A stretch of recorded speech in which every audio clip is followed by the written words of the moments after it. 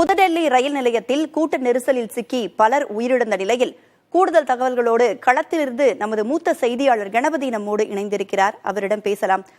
கூட்ட நெரிசலில் சிக்கி கிட்டத்தட்ட குழந்தைகள் உட்பட 18 பேர் அந்த கூட்ட நெரிசல்ல சிக்கி உயிரிழந்திருக்கிறாங்க. கணபதி, வீடியோவின் காட்சிகள் வாயிலாக நம்மால் பார்க்க முடிகிறது. ரயில்களை உடைத்து, கண்ணாடிகளை உடைத்து அட்டூழியம் செய்திருக்கிறார்கள். கூடுதலான ரயில் இயக்காததுதான் இதற்கு காரணமா? இந்த அசம்பாவிதத்திற்கு என்ன காரணம்? இந்த அசம்பாவிதம் நடைபெற்றது ஏன் என்பது தொடர்பாக தற்போது விசாரணை நடந்து கொண்டிருக்கிறது. இப்போது நாம் இருக்கும் இடம் புதுடெல்லி ரயில் நிலையம், பிளாட்பார்ம் நம்பர் 14. இந்த இடத்தில்தான் நேற்று கடுமையான நெரிசல் ஏற்பட்டு 100க்கும் மேற்பட்டோர் காயமடைந்து அதிலே கிட்டத்தட்ட 20 பேர் உயிரிழந்திருப்பதாக சொல்லப்படுகிறது. 18 பேர் உயிரிழந்திருக்கிறார்கள் என்பது அதிகாரப்பூர்வமாக அறிக்கப்பட்டிருக்கிறது. இப்போது இங்கே பார்க்கலாம், பரபரப்பாக இயங்கிக் கொண்டிருக்கும் இந்த படிக்கட்டுகள் வழியாகத்தான் நேற்று மேலிருந்து வேகமாக மக்கள் கீழே வந்தபோது கூட்டம் நெரிசல் ஏற்பட்டு தள்ளுமுள்ளு ஏற்பட்டு அதிலே பலர் உயிரிழந்திருக்கிறார்கள். தற்போது கூட ரயில்கள் வரும்போதும் போகும்போதும் இங்கு எப்படி மக்கள் வந்து கொண்டிருக்கிறார்கள், சென்று கொண்டிருக்கிறார்கள் என்பதை பார்க்கலாம். நமது ஒளிப்பதிவாளர் ராமராஜன் நமக்கு காட்டுவது என்னவென்றால், இப்போது இங்கே நீங்கள் பாருங்கள், இந்த இடத்திலே ஒரு கயிறு கட்டப்பட்டிருக்கிறது. இந்த கயிறு கட்டப்பட்டிருப்பதற்கு காரணம் என்னவென்றால், இந்த இடம்தான் தற்போது தடுக்கப்பட்டிருக்கிறது. நான் நின்று கொண்டிருக்கும் இந்த இடத்தில்தான் பிளாட்பார்ம் நம்பர் 14 என்று இங்கே ரயில் வருவதற்காக மேலிருந்து வேகமாக ஓடி வந்ததன் காரணமாக தள்ளுமுள்ளு ஏற்பட்டு பலர் கீழே விழுந்து உயிரிழந்திருக்கிறார்கள் என சொல்லப்படுகிறது. புதிய தலைவரை இங்குள்ள காவல்துறை அதிகாரிகள் மற்றும் ரயில்வே அதிகாரிகளிடம் பேச்சுவார்த்தை என்ன நடக்கிறது, தற்போது என்ன ஆலோசனைகள் நடக்கிறது என்ற விவரங்களை கேட்டபோது அவர்கள் காவல்துறையினர் தனியாக விசாரணை நடத்திக் கொண்டிருக்கிறார்கள். எதனால் தள்ளுமுள்ளு ஏற்பட்டது, எதனால் இந்த பகுதியிலே அத்தனை பேர் ஒரே நேரத்திலே வந்தார்கள், இந்த 2 பிளாட்பார்ம்களிலும் ஒரே நேரத்திலே ரயில் வந்ததால் அப்படி ஏற்பட்டதா அல்லது வேறு ஏதேனும் காரணம் இருந்ததா என்பதையெல்லாம் விசாரித்துக் கொண்டிருக்கிறார்கள். அதே சமயத்திலே ரயில்வே துறையை சேர்ந்தவர்கள் ஏன் ஒரு நேரத்திலே இங்கே 2 ரயில்கள் இருக்கும் நேரத்திலே இன்னொரு ரயில் இங்கே வரப்போவதாக புரளி பரவியது ஏன் என்ற காரணத்தை கேட்டறிந்து கொண்டிருக்கிறார்கள். ஏற்கனவே 2 பக்கமும் ரயில்கள் இருந்ததால் கடுமையான கூட்ட நெரிசல் இருந்திருக்கிறது. அதே சமயத்திலே இன்னொரு ரயில் இங்கே வரப்போகிறது என்கிற புரளி காரணமாக மேலும் பலர் 3ஆம் நம்பர் பிளாட்பார்மத்திலிருந்து இங்கே வேக வேகமாக வந்திருக்கிறார்கள் ரயிலை பிடிப்பதற்காக. அந்த சமயத்தில் தான் தள்ளுமுள்ளு ஏற்பட்டிருக்கிறது. இரவு நேரம் என்பதால் அதிக அளவிலே காவல்துறையினரோ அல்லது ரயில்வே துறையினரோ இங்கே அந்த சமயத்திலே இல்லை என சொல்லப்படுகிறது.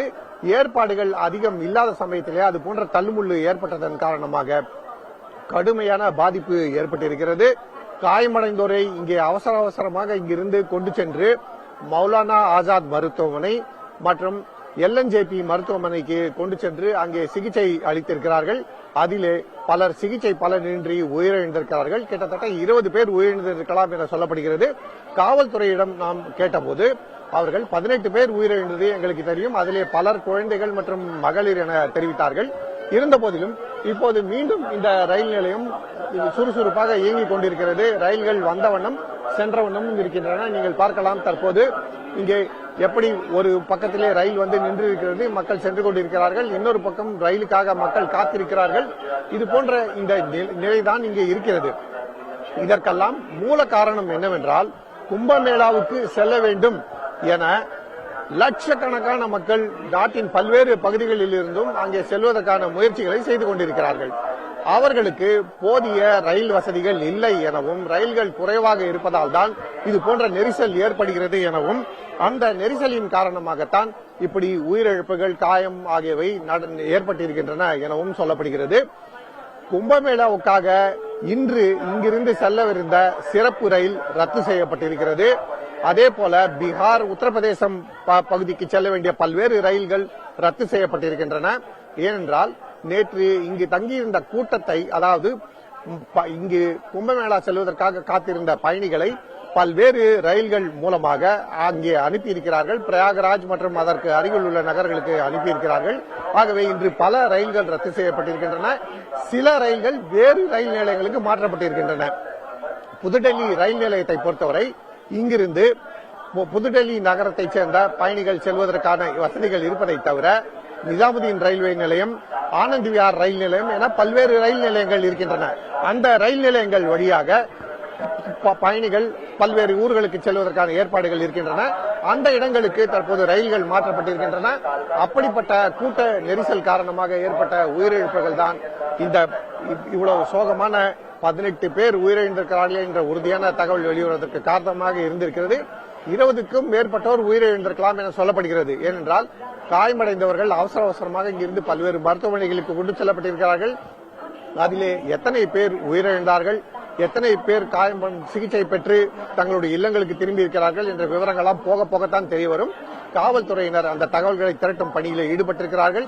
ரயில்வே துறையைச் சேர்ந்தவர்கள் நாம் இங்கே பார்த்துக் கொண்டிருக்கும் இந்த நேரத்திலேயே இங்கு இந்த ஒவ்வொரு பிளாட்ஃபார்மாக சென்று என்ன அறிவிப்புகள் வெளியிடப்பட்டன, ஏன் ஒரு பிளாட்ஃபார்மத்தில் இருந்து இன்னொரு பிளாட்ஃபார்முக்கு 3ஆம் நம்பர் நடைமேடையிலிருந்து குறிப்பாக 14ஆம் நம்பர் நடைமேடைக்கு ஓடி வர ஏன் முயற்சி செய்தார்கள் என்பதையெல்லாம் கண்டறிய முயற்சி செய்து கொண்டிருக்கிறார்கள்.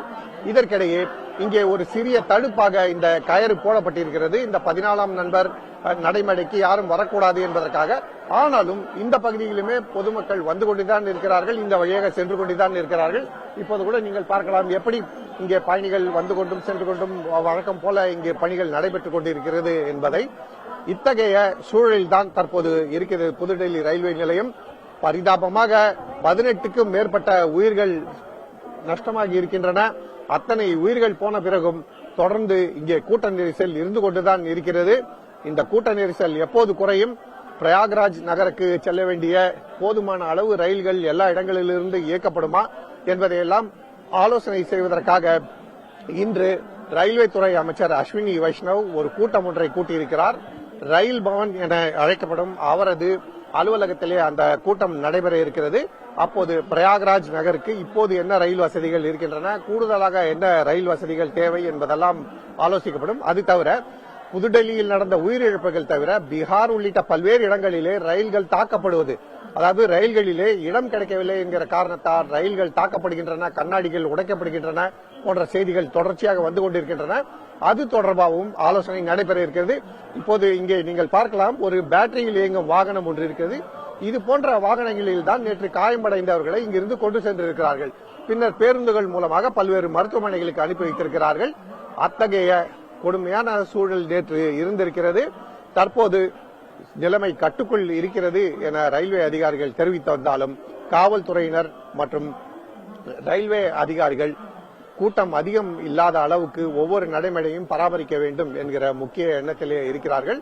ஆகவே எத்தனை டிக்கெட்டுகள் வழங்கப்படுகின்றன, எந்தெந்த ரயில்கள் எந்தெந்த பிளாட்பார்முக்கு செல்ல வேண்டும் என்பதையெல்லாம் 1க்கு 2 முறை தற்போது இங்குள்ள அதிகாரிகள் தொடர்ச்சியாக கண்காணித்துக் கொண்டிருக்கிறார்கள். இப்போதைக்கு புதுடெல்லி சகஜ நிலைக்கு திரும்பி இருக்கிறது. ஆனாலும் நேற்று ஏற்பட்ட தள்ளுமுள்ளு, அதனால் ஏற்பட்ட உயிரிழப்புகள் காரணமாக கடுமையான ஒரு காயம், யாரும் மறக்க முடியாத ஒரு விளைவு ஏற்பட்டிருக்கிறது என்பதை நாம் புரிந்து கொள்ள முடிகிறது. அத்தகைய சோகத்தினிடையே தற்போது புதுடெல்லி ரயில் நிலையம் மீண்டும் தொடர்ச்சியாக இயங்கிக் கொண்டிருக்கிறது. டெல்லி ரயில் நிலையத்தில் கூட்ட நெரிசலில் சிக்கி கிட்டத்தட்ட குழந்தைகள் உட்பட 18க்கும் மேற்பட்டவர்கள் உயிரிழந்திருக்கின்றனர். இது தொடர்பாக இந்த அசம்பாவிதங்கள் தொடர்பாக காவல்துறையினர் விசாரணை நடைபெற்றுக் கொண்டிருந்தாலும் கூட இந்த அசம்பாவிதத்தை ப்ராப்பரான ஒரு முன்னேற்பாடுகளோ ப்ராப்பரான ஒரு திட்டமிடலோ செய்திருந்தால் தவிர்த்திருக்கலாம் என்ற கேள்வியும் எழுகிறது. ரயில்வே துறை இது சம்பந்தமாக விளக்கமளிக்க வேண்டும் என்ற எதிர்பார்ப்பும் இருக்கிறது. தகவல்களை வழங்கியமைக்கு நன்றி கணபதி.